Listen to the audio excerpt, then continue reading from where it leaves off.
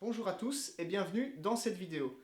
Alors aujourd'hui nous allons parler de cinéma, ce qui est un peu logique en fait puisque cette chaîne parle de cinéma à la base, et plus particulièrement de ce que vous devez savoir si vous commencez à faire des tournages, que ce soit en participant au tournage d'autres personnes ou en faisant vos propres petits tournages autoproduits avec peu de budget ou même, enfin, peu importe ce que vous faites, c'est super important, il y a des choses qui sont très importantes de savoir. Donc pourquoi est-ce que je vous fais cette vidéo? C'est parce que en fait moi je fais pas mal de montage pour soit des amis, soit d'autres personnes, des annonces que je trouve sur internet, ce genre de choses. Je fais pas mal de montage pour de la fiction, des petits courts-métrages et ce genre de choses. Et parfois il m'arrive d'avoir beaucoup de problèmes avec les rushs en montage parce que certaines erreurs ont été commises pendant le tournage. Et c'est ça que j'aimerais bien vous éviter aujourd'hui en vous expliquant un petit peu les choses qui sont indispensables à faire sur le plateau de tournage pour qu'un rush puisse être utilisable en montage et qui ne casse pas la tête au monteur en fait, tout simplement.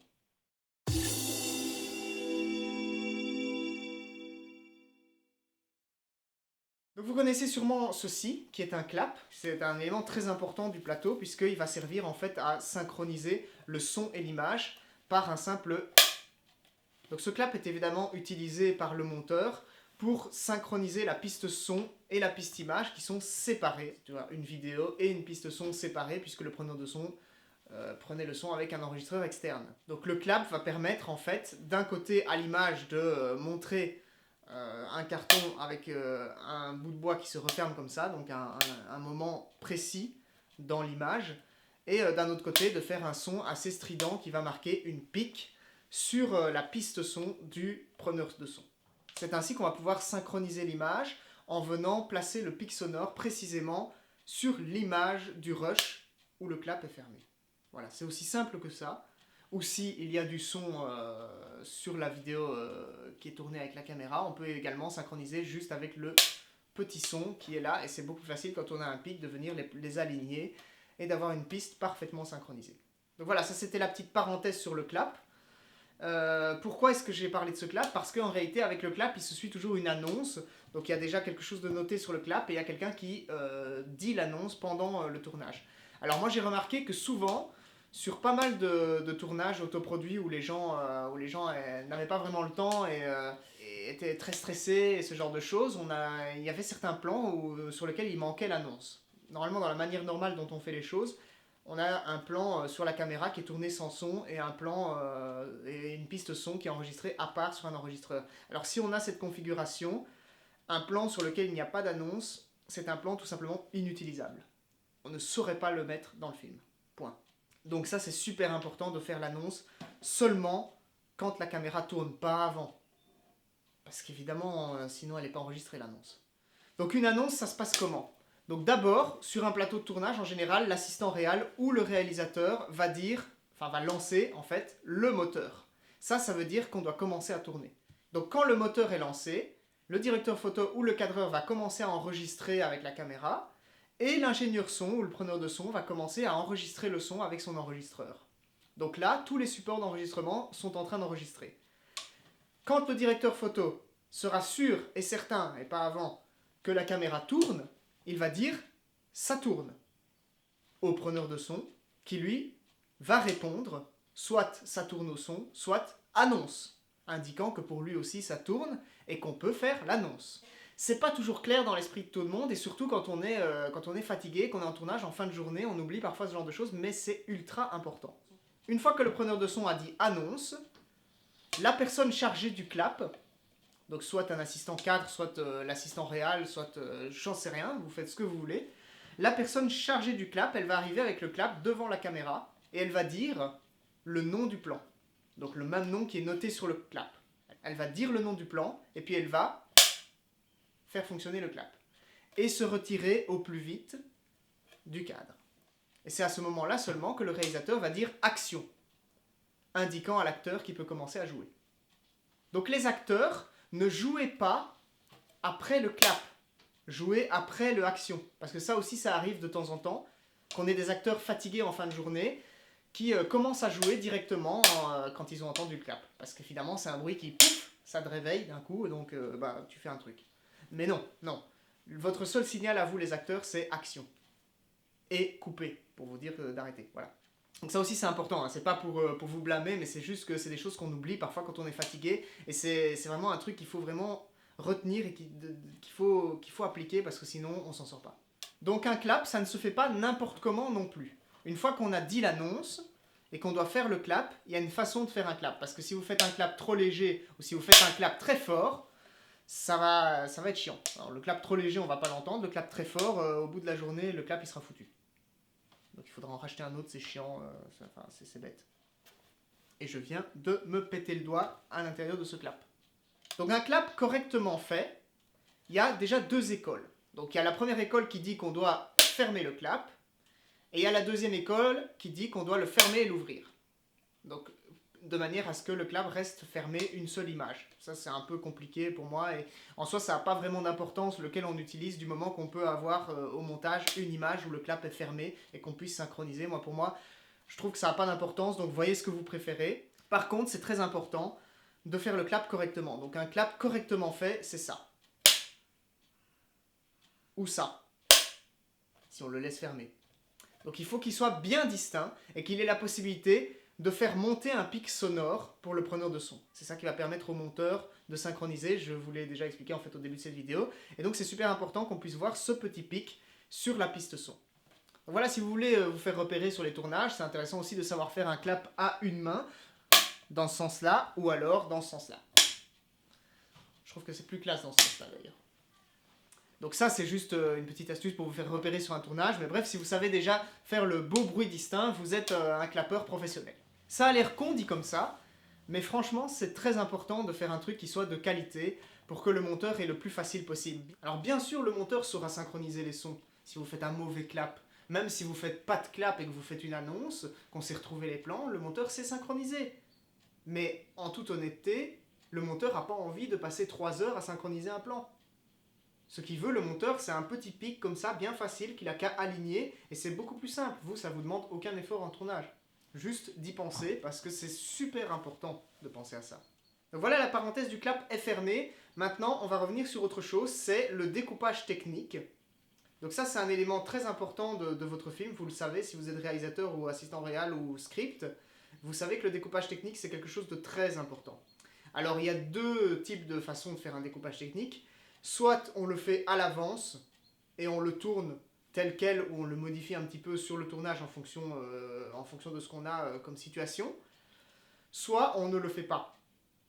Soit on le fait pas et là à ce moment-là on l'improvise sur le tournage. Donc ça c'est pour des tournages assez simples où on va simplement avoir un master et un chant contre chant. En général on va pas s'amuser à noter un petit peu le découpage technique. C'est le directeur photo qui va voir quel cadre est intéressant et qui va plus ou moins faire ça au senti, voilà.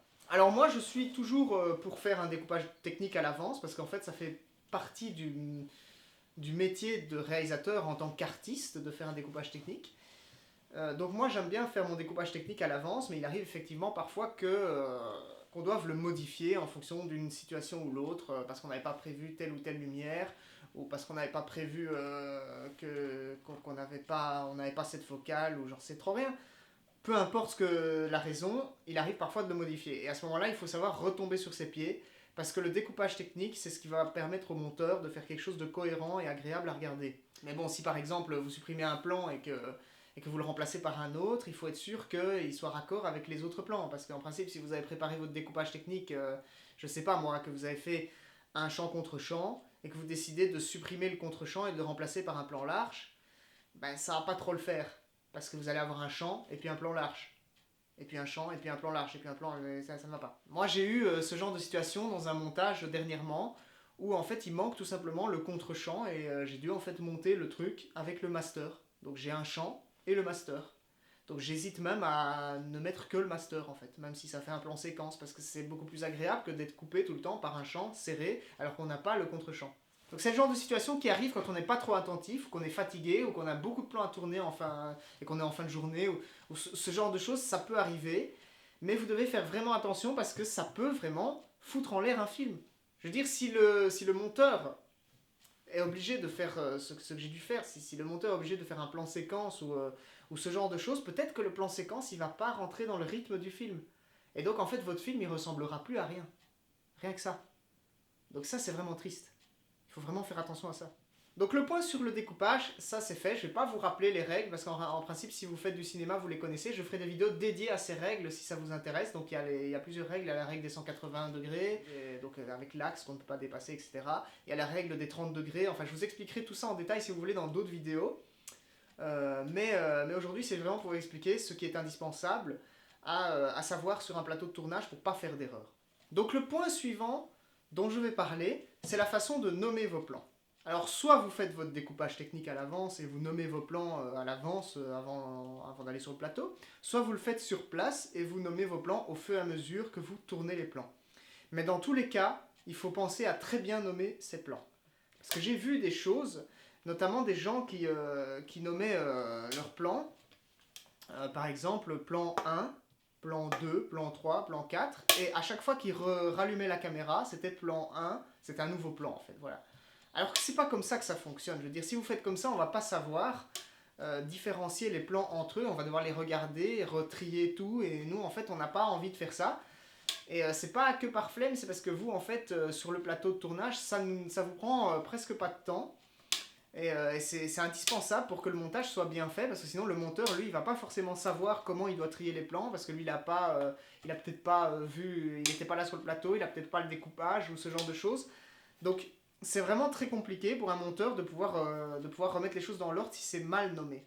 Donc en général, quand vous faites votre découpage technique à l'avance, vous allez le faire dans l'ordre dont le film va se dérouler. Et donc là, il n'y aura pas de problème, vous allez faire plan 1, plan 2, plan 3. Donc dans la scène 1, peut-être il y a 5 plans, ben vous faites scène 1, plan 1, plan 2, plan 3, plan 4, plan 5. Voilà, tout simplement dans la suite du truc.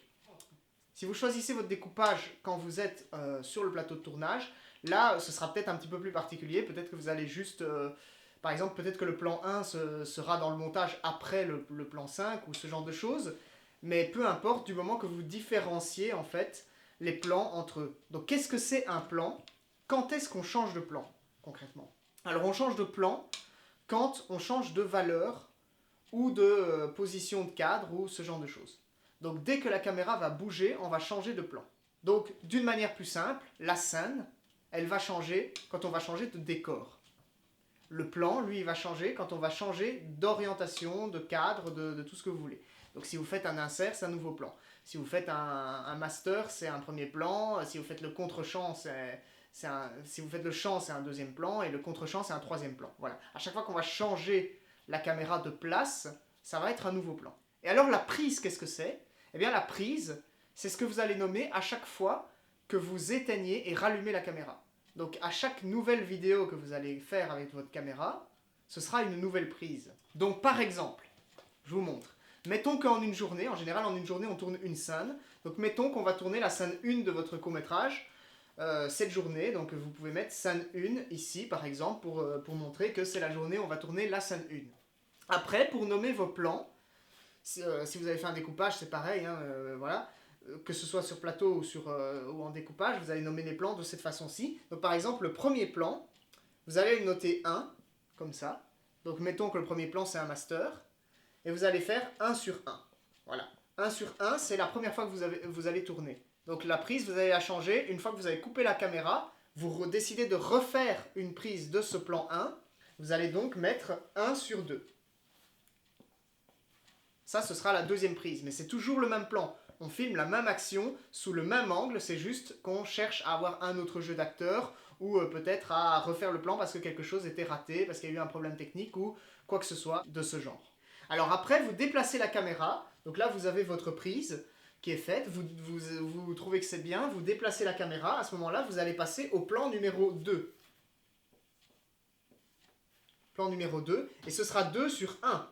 Parce que ce sera la première prise du plan numéro 2. Et vous changerez seulement en 2 quand vous ferez la deuxième prise, ou la troisième prise, ou peu importe. Le plan a changé, mais la prise revient à 1 forcément, puisque c'est la première prise du deuxième plan. Donc ça paraît con dit comme ça, mais il y a beaucoup de gens qui font l'erreur, et c'est vraiment super important de faire ça correctement. Pourquoi? Parce qu'après, le monteur, il va trier en général dans des dossiers qui sont intelligents, des dossiers qui vont retrouver les plans par ordre, Et il va trier en scène, en plan et en prise. Donc ça veut dire que dans le plan 1, on aura tous les plans 1, donc le plan 1 prise 1, plan 1 prise 2, plan 1 prise 3, l'un à la suite de l'autre, et on pourra choisir directement laquelle des prises on utilise. Ensuite, on passera au plan 2, donc ça c'est le plan suivant dans le montage, par exemple. Hein. Et là, on pourra également choisir la prise. Et donc c'est beaucoup plus simple, c'est une méthode qui est beaucoup plus simple. Si on n'a pas ça en réalité, c'est vraiment très compliqué parce qu'on doit chaque fois revisionner tous les rushs avant de faire une modification dans notre montage. C'est vraiment horrible en fait. On n'a pas à faire ça. Je veux dire, quand tu as 30 heures de rush qui ont été tournées, c'est un peu chiant de tout revisionner pour savoir qu'est-ce que tu dois aller chercher où. Ou alors tu fais un tri toi-même au préalable, mais ça prend des heures. Normalement, c'est pas au monteur de faire ça. C'est sur le plateau que vous devez faire ça. C'est beaucoup plus simple. Ça vous prend moins de temps à vous que nous, ça nous en prendra pour le trier en post-traitement. Donc voilà, ça c'était tout ce que vous deviez savoir si vous voulez participer à un plateau de tournage, soit en tant que réalisateur, soit en tant qu'assistant réalisateur ou script. Ce sont des choses qui sont vraiment indispensables. Et voilà, le mieux que vous avez à faire en fait pour vous rendre compte de l'indispensabilité de ces choses, c'est de monter vous-même un court-métrage dans lequel ça n'a pas été respecté. Vous verrez tout de suite que c'est vraiment horrible. Alors donc ça c'est les choses indispensables, je les rappelle donc.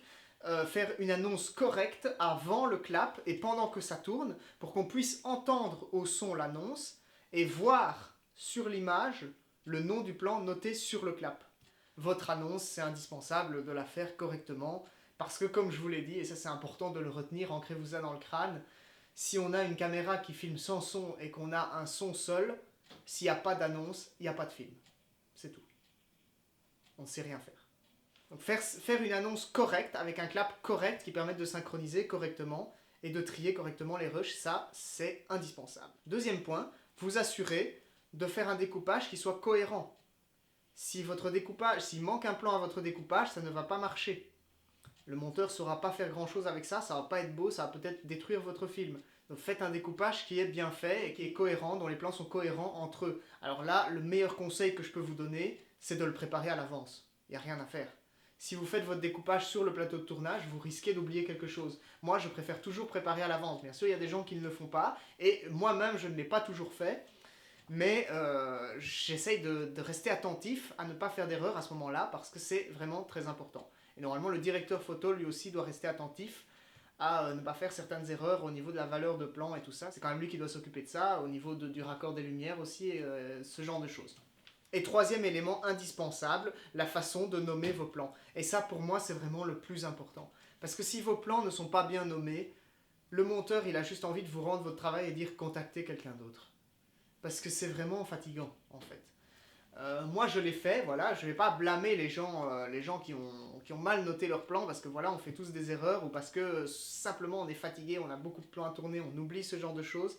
Mais faites vraiment attention à ça, parce que moi, il y a des moments où ça m'a vraiment embêté quand j'étais dans un montage et que j'avais justement une séquence 1, prise plan 1, 2, 3 ou prise 1, 1, 2, 3 et c'était des plans différents et il n'y avait pas de cohérence entre ce qu'on faisait. Alors oui, on avait des numéros à chaque plan donc on savait retrouver le son correspondant et ce genre de choses donc ça c'était déjà pas mal mais c'était vraiment très compliqué de trier et de savoir comment monter le truc. Enfin voilà, il n'y a rien à faire, c'est indispensable. Voilà, vous voyez, je force un peu l'émotion, mais c'est vraiment très important parce que c'est pas que pour le monteur. Vous voyez, le monteur, lui, peut-être il va s'emmerder. Mais vous aussi, peut-être que c'est pas que le monteur qui va s'emmerder, peut-être que c'est votre film qui va être complètement foutu, en fait. Parce que ce ne sera pas possible de le monter. Donc ça, c'est vraiment triste. Pour vous et pour tout le monde, pour les gens qui ont participé, parce qu'il n'y aura pas de film. C'est vraiment triste. Alors je vous dis ça parce que moi-même, j'ai fait ces erreurs auparavant. Et c'est en général en faisant les erreurs qu'on apprend très vite. Comme les erreurs de raccord et ce genre de choses. Moi, mon premier court-métrage, il est truffé d'erreurs. Ça fait des mois, voire des années que je le monte. Et j'ai enfin, seulement, il y a quelques semaines, réussi à avoir un résultat qui est plus ou moins potable parce que c'était vraiment très compliqué de monter ça avec ces erreurs. Donc voilà, avant de vous quitter, je vais vous donner encore une petite astuce si vous voulez être script ou assistant réel sur un tournage. C'est en fait tout simplement de noter, d'avoir toujours un bloc notes. Et donc en fait, quand on a réalisé un plan, vous vous amusez à aller vers chaque équipe, dans la mesure où ils ne sont pas occupés à parler d'autre chose, parce que sinon vous allez les déranger. Mais vous allez vers chaque équipe, donc à l'équipe image, vous dites est-ce que le plan est bon à l'image? Et ben, le gars il te répond oui, tu notes oui, ok c'est bon à l'image. Et donc tu as un petit tableau comme ça, avec le nom du plan, tout simplement, une case qui décide une case image, une case son et une case réal, et tu vas dire oui c'est bon à l'image, oui c'est bon au son, ou non c'est bon, c'est pas bon au son. Tu peux même préciser ce qui va pas, par exemple il y a une moto qui passe dans la rue ou ce genre de choses. Et à la réal, ben, tu vas noter si c'est bon à la réal, si le réal est content. Tu vas noter peut-être ce qu'il faut régler, ce qui ne va pas, ce qui va. Ça c'est vraiment facultatif, mais bon, enfin, ça peut aider le monteur ou ça peut aider le réalisateur quand il montera après aussi. Et ce qui est vraiment le plus chouette dans cette façon de noter, c'est quand le réal te dit par exemple, voilà ce plan-là, moi je le trouve magnifique, c'est celui-là que je veux utiliser, c'est vraiment celui-là. Et bien là tu l'entoures le plan, tu l'entoures, tu dis voilà le monteur, tu prends d'abord celui-là et ensuite tu vois si tu as besoin d'autre chose, mais d'abord tu prends ça. Parce que c'est ce que le réal veut. Et voilà, de toute façon, en général, moi je conseille toujours les réalisateurs d'être avec leur monteur pendant qu'ils font le montage, ou du moins à un moment donné, même pas tout le temps, mais je veux dire, il faut quand même que le réalisateur vérifie le montage, vérifie les plans utilisés, parce que voilà, il y a quand même un jeu que peut-être le monteur ne verra pas, parce que lui, il n'aura pas le même point de vue que le réalisateur, il n'aura pas... le monteur en général doit avoir lu le scénario, mais bon, peut-être qu'il n'a pas la même sensation, il n'a pas la même expression artistique que le réalisateur, et alors du coup, ce sera important que le réalisateur soit présent lors du montage. Si vous appliquez tous les trois règles comme ça, si vous les appliquez correctement et que vous ne faites pas d'erreur à ce niveau-là, qu'en plus vous commencez à noter un petit peu et que là vous allez être repéré comme un bon assistant réel ou un bon script, et ça c'est super bon pour vous et pour votre carrière, voilà tout simplement. Donc sur ce, j'espère que cette vidéo vous aura plu et vous aura aidé si vous êtes en train de préparer un tournage, un premier tournage ou qu'importe, ou si vous avez eu ces erreurs par le passé, de savoir pourquoi c'est important en fait de ne pas les faire. J'espère que ça vous aura éclairé, que ça vous aura aidé, et moi je vous dis à plus tard pour une prochaine. Salut!